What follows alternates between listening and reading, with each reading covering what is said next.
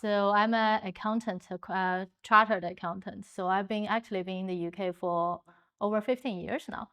And I lived in Belfast for 8 out of those years. So Belfast has truly become my home, actually. Have families here and everything. And China feels more like a second home now for me, right? So going back to China each year has turned into like a long haul journey, like rushing through the airports, catching the flights, and being picked up and seen off by my parents. I always felt like between the departures and arrivals, the time always, to me, always felt the most precious and the shortest.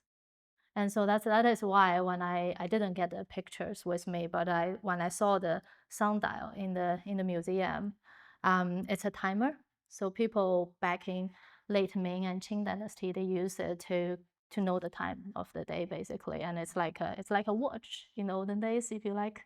So it actually really reminded me of catching the flights and counting the hours during the flights every time going back to China. And each year, I really looking forward to go back to China to reunion with my families and friends. Both my parents and my grandparents, they are getting older, and they always really worry about me because I'm living so far away. And I was born in late 1980s, actually, so that was a period of time that the country was developing at a very high speed. So I remember when I was a kid, my parents was always very, very busy because as you can imagine, the country is growing such a high speed and there were opportunities almost everywhere. So they were always busy and I spent a large part of my childhood with my grandparents. And my favorite dishes in my memories are the noodle made by my grandma, 外婆. So one side of the grandma and the mixed vegetables cooked by my other grandma. So 奶奶, that's the other side of the grandma. And I think I mentioned during the other workshops that both my mom and my grandma, that side of the family, they believe in Buddhism. So in my memory, there's always a statue of Guanyin Xiang at home when I was little.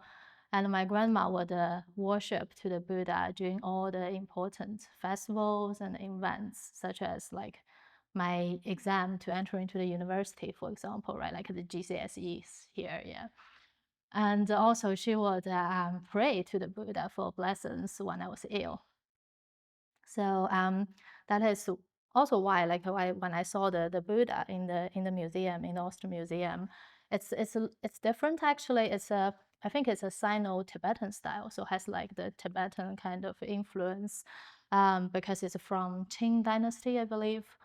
It's different to the one I have at home because mine is more just without the Tibetan style. But it still looked very familiar to me because, you know, grow up like seeing a statue there every day in, day out, you kind of like, oh, that looks familiar, like the postures and everything, right? So it's interesting. It's immediately reminded me about my mom and my grandma and their beliefs and things they did when I was a kid. And more interestingly, actually, my dad on the other side, he's not religious at all, and I was actually more influenced by him. So as a kid, I could not really understand my mom and my grandma. Why would they pray to a statue, especially when I was ill and stuff?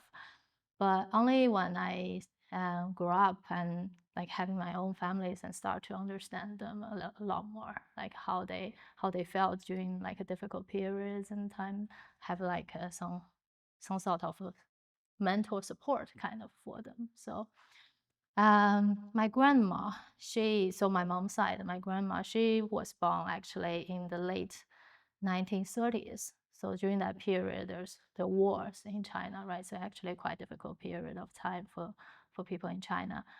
And so when she was young, their family would hide the money so that they could flee more easily during the wars and grew up in such circumstances. My grandma lived a frugal life and developed a fondness of collecting coins and paper money. And I remember when I was a kid visiting her home during Chinese New Year, she would always try to slip some pocket money to her grandchildren. Probably same here, probably as well. And this is the set of 一角 RMB notes, and was actually specially collected by my grandma and given to me because it was issued and put in circulation in the year I was born. And actually, not just for me, everyone, she remember every like all the birthdays of every single her grandchild. So everyone got something specially chosen from her collection, and it's like her collection consisted like the coins and paper money that was not really worth a lot, from the monetary perspective, right? But held a great sentimental value. And it's much like what she did for her children and grandchildren, right? Small, like given on the ordinary days through small things, day by day and year after year. Um, but like it's all these small things actually became the most like some part of the most beautiful parts of our childhood memories. So this is why I feel like a great thank you to this project. Actually, really helped me to kind of reflect, give me the opportunity to reflect on some of my connections with my families back in China, and also give me the opportunity to write something to kind of in gratitude and in remembrance of my grandma. And also, it is also very interesting to listen to the folks in the local Chinese community to kind of join the discussions with them and see their stories with the like how they reflect and their connections with the museum objects and how they link those to their own like previous experiences and their own life. So it's a great project. I really enjoyed it. So this was issued and put in circulation in late 1980s. So it's actually 1987. That's the year I was born.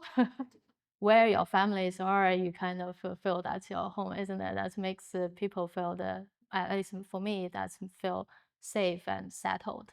I think that's where home is, and there's actually quite a bit of common things between, I felt at least, between Ulster people and Chinese people. Like I feel people locally are quite care about their families, kids and grandkids actually, because my mom-in-law helped us a lot. So I do find my husband's side of family does help us, like with the kids and stuff. So I do think, and I've seen this happens a lot locally with my neighbors as well, right? The grandparents would look after the kids, would help out during day in, day out. So I do think that's kind of the kind of common value, like how we value our families, both for the Aussie people and Chinese people.